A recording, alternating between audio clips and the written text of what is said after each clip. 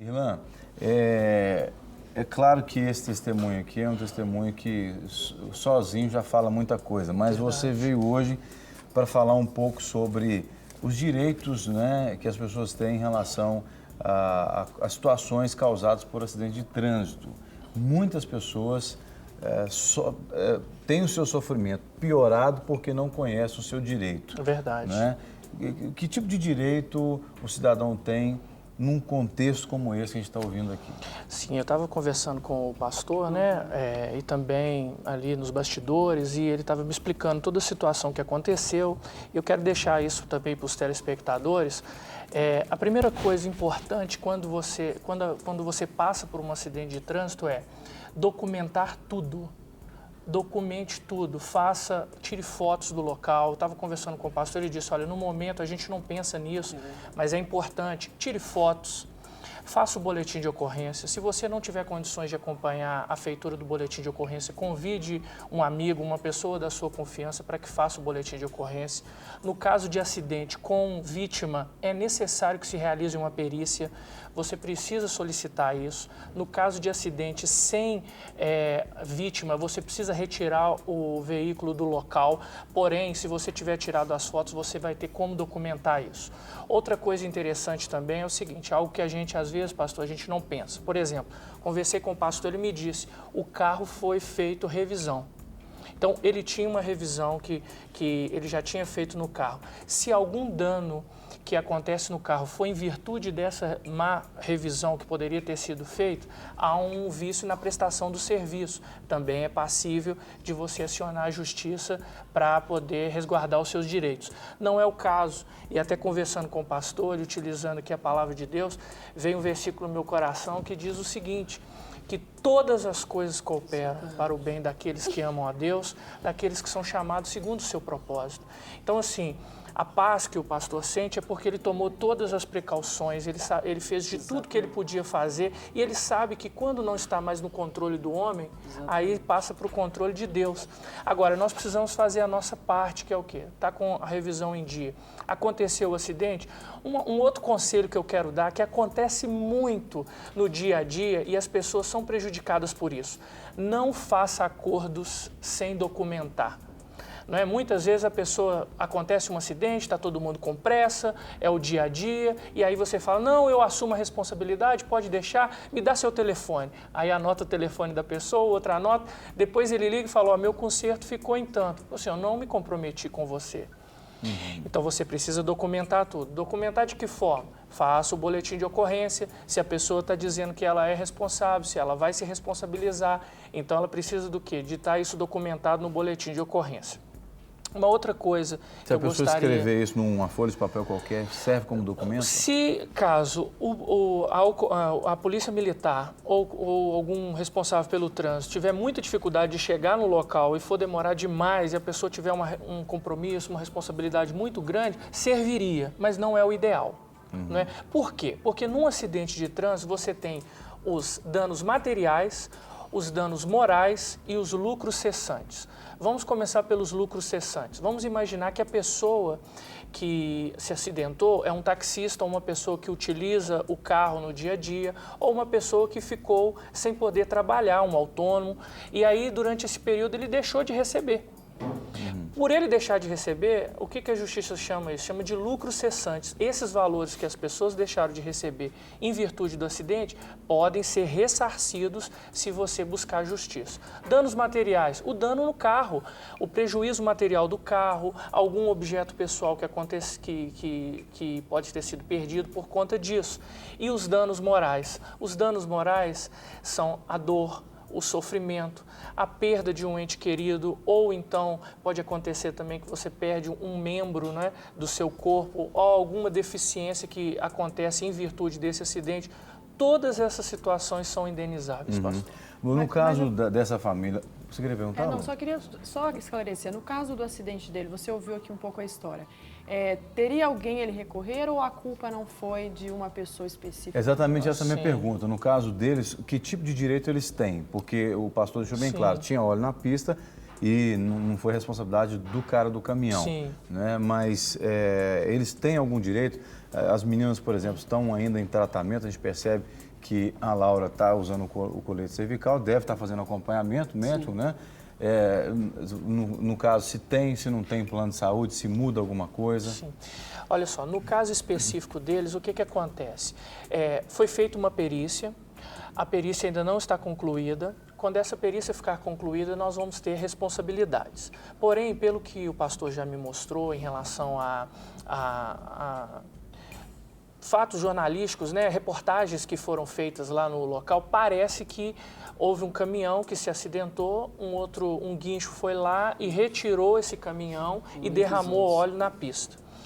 Então, a questão dele é muito complexa para você conseguir responsabilizar, porque eu teria que localizar quem foi esse caminhão que deixou o óleo na pista, ou esse guincho que levou esse óleo até lá. Outra coisa, a Polícia Rodoviária Federal foi chamada ao local. Normalmente, não sei se o senhor já percebeu, o Luciano também, os irmãos, que quando acontece isso, a polícia vai lá, leva serragem, faz um procedimento na pista para evitar que esse tipo de acidente aconteça. No caso, se descobrindo a responsabilidade disso, ou seja, se foi realmente por conta desse óleo na pista e esse óleo foi derramado por um terceiro, esse terceiro seria responsabilizado tanto pelos danos materiais, apesar que o pastor já me disse também que ele tinha um seguro e o seguro vai cobrir a questão do carro, porém a franquia, a responsabilidade seria dessas pessoas. O fato dele ter perdido a sua filha também, isso é dano moral que todos teriam direito de receber, e os danos materiais, né, que foram o tempo que as meninas ficaram lá. Me parece, né, pastor, que no caso da Paulinha foi retirado o baço dela, não é isso? Foi retirado porque ele explodiu, né, com um acidente. Então o baço dele explodiu. Graças a Deus que o médico lá em João Molevade, ele, né, Deus realmente deu muita graça a ele, que ele abriu ela na hora e já retirou o baço, porque isso estava causando hemorragia interna, ela estava literalmente morrendo. Até quero aproveitar então fazer uma pergunta para Laura, né? Para Laura, que é a maiorzinha aqui. Laura, é engraçado que a gente vê assim, né, quando vocês entraram aqui, a gente enxerga a paz, não só na vida de vocês, mas na vida delas também. Então a família toda está sentindo essa paz de Deus, né? mesmo. E eu queria perguntar para você, Laura, qual foi o momento mais difícil de tudo isso que aconteceu, desde o acidente, e como que você viu a mão de Deus nisso tudo? Pode responder. Eu acho que o mais difícil foi no hospital, quando eu estava na UTI e eu vi a minha irmã, a Paula, lá do outro lado, no outro quarto. E aí, pra mim, foi o pior, porque ela não me respondia, eu achava que ela não lembrava mais de mim e tudo. Mas aí, depois, eu fui descobrindo tudo que aconteceu, tudo mais, e principalmente quando eu vi as fotos do carro, aí sim eu vi como Deus é maravilhoso de ter salvado a gente. Que bênção. A saudade da irmãzinha fica, tem mas quantos você... anos, Laura? Você tem quantos anos? 13. E você, Paula? 8. A Paula está com o microfone, Lu? Ah, ela está com o microfone. Então, Você tem 8, Paula? E hoje, por exemplo, assim, você tá tranquila, você sabe que Deus tem cuidado de você. Você, nos seus 8 anos de idade, como é que você vê esse turbilhão, essa confusão toda já com tão pouca idade? De um jeito...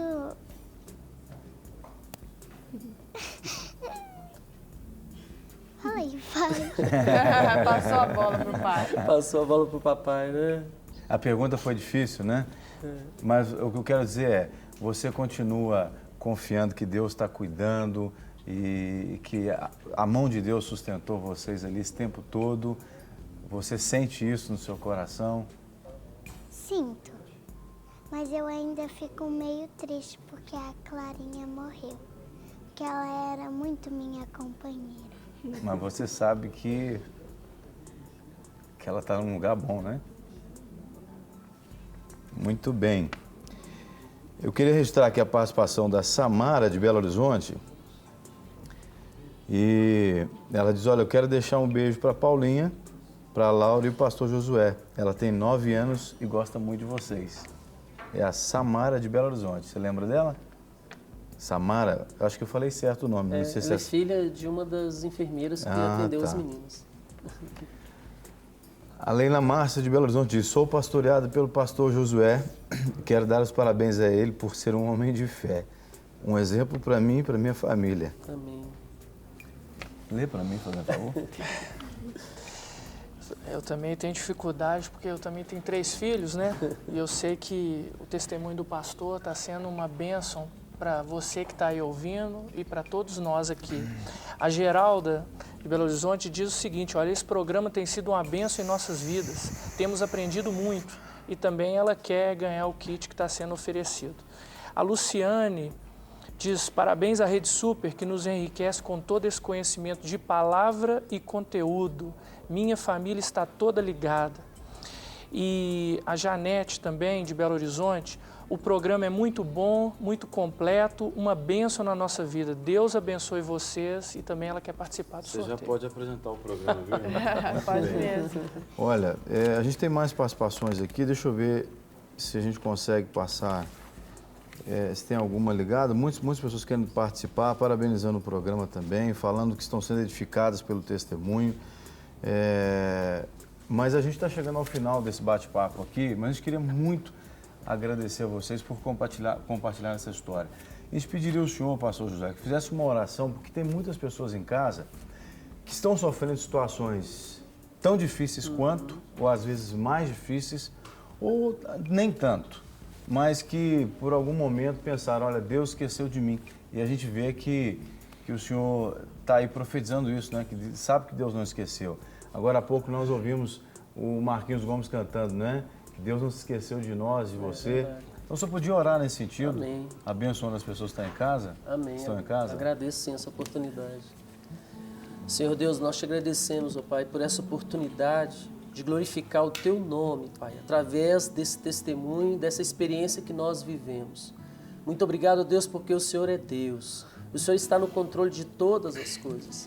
E, Pai, realmente a Tua palavra diz que todas as coisas cooperam para o bem daqueles que amam a Deus, que são chamados segundo o Teu propósito. Aprove ao Senhor passarmos por isso. Mas não só nós, Pai, também sabemos que muitas vidas, muitas pessoas que nos assistem agora, talvez já passaram por situações semelhantes. Ó Deus, perdendo às vezes parentes, ó Deus, pai, mãe, irmãos, filhos, ó Deus, em acidentes ou até por enfermidades. Deus, tem misericórdia dessas vidas. Ó Deus, em nome de Jesus Cristo, restaura, Pai, aquele que ainda não conseguiu superar essa situação. Ó Deus, aquele que às vezes vive ainda, ó Deus, à base de remédios, ó Deus, indo em profissionais, em médicos. Ó Deus amado, tem misericórdia de cada uma dessas pessoas também.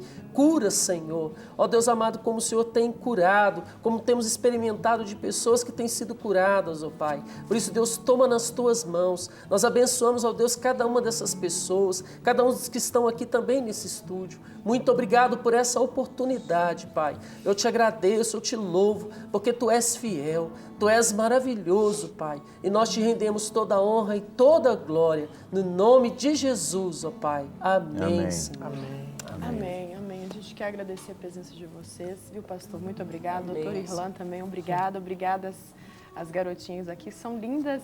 Obrigada. Viu? Obrigado. Laura e Paula, e que Deus continue abençoando a vida de vocês. Amém. E a gente tira uma reflexão disso tudo, né? Eu quero até convidar o pessoal de casa a pensar acerca disso. A gente vê esse nível de fé, né? E a gente pensa, a gente quer chegar a esse nível de fé, e você de casa pode chegar a ter esse nível de fé. E essa confiança em Deus, essa paz que excede todo o entendimento, isso prova que vocês estão aqui ensinando para a gente essa visão da eternidade, né? Porque Amém. a nossa vida não está só baseada aqui nessa terra. Então, a gente vive com muito mais alegria e com mais gratidão a Deus quando a gente aprende a olhar para a eternidade, né? Exatamente. Porque lá é um lugar onde não vai ter sofrimento, nós vamos estar todos juntos, reunidos ali, e que Deus possa te abençoar, que a gente possa caminhar em constante aperfeiçoamento para a gente atingir esse nível de fé, porque esse é o nosso propósito aqui, vivendo aqui nessa terra.